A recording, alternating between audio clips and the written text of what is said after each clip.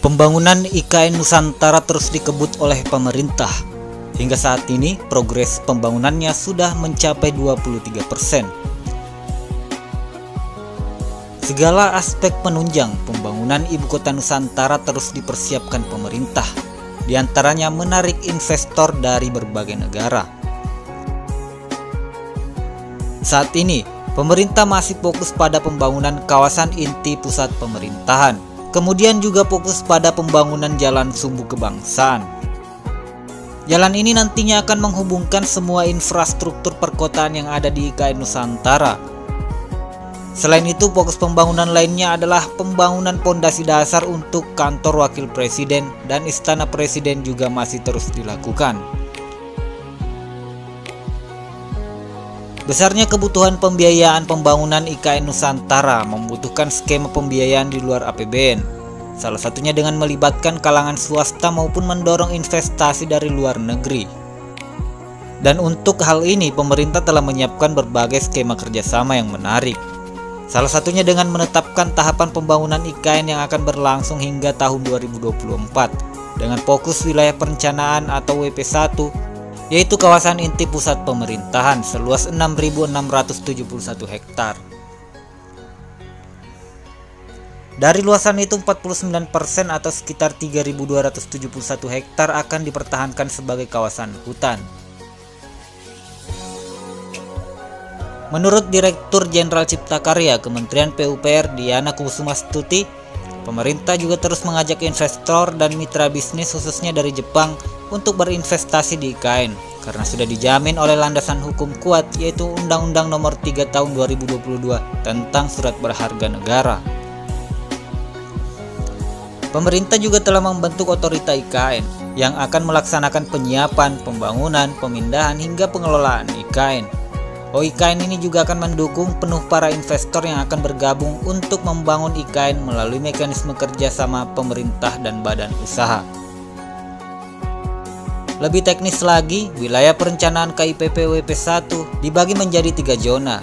Zona 1A pemerintahan inti, zona 1B pemerintahan pendidikan perumahan, dan zona 1C pemerintahan kesehatan perumahan.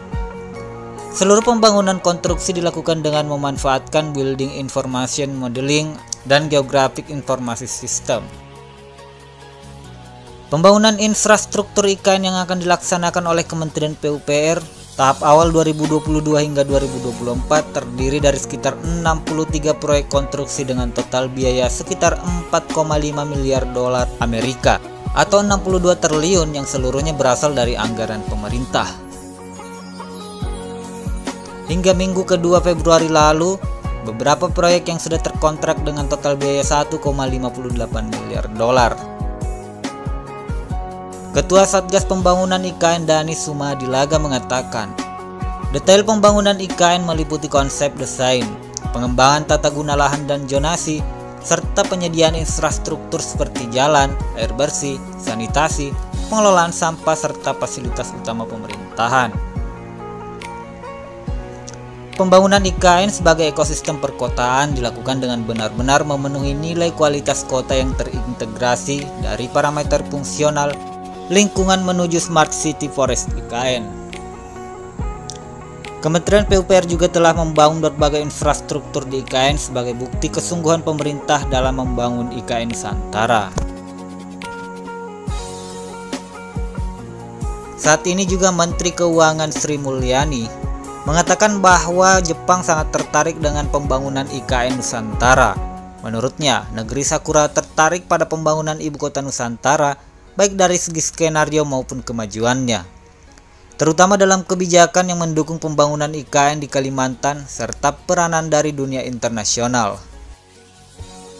Menurut Menteri Keuangan Sri Mulyani mengatakan, Jepang melihat secara oportunis seperti pada sektor energi, terutama terkait dengan emisi nol bersih karbon serta berbagai infrastruktur lainnya. Oleh karena itu, Bendahara Negara menyebutkan rencana jangka panjang IKN akan sesuai dengan undang-undang.